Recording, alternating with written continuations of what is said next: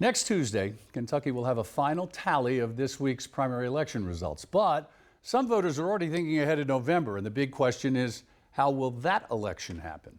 Will Kentucky go back to normal voting, or will absentee voting still be available to everyone? LEX 18's political reporter Carolina Buchek has some answers. As Kentucky's counties count ballots, people are wondering what November's election will look like.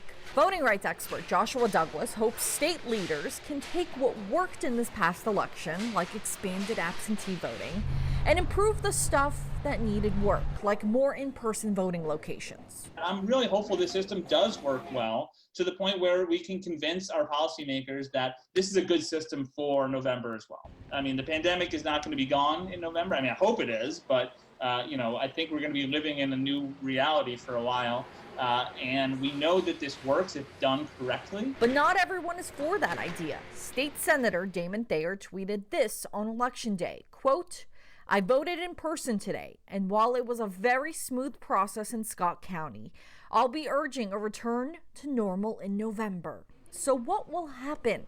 Well, Secretary of State says no decisions have been made. The governor and I agreed back in April that we would wait and see what November looks like, see how the virus tracks, and see how June 23rd goes before we make any decisions.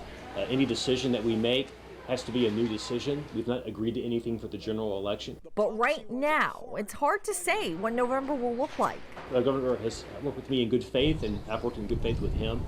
We'll assess the facts. We'll assess how well this election goes, what does and doesn't work. We'll assess the track of the virus.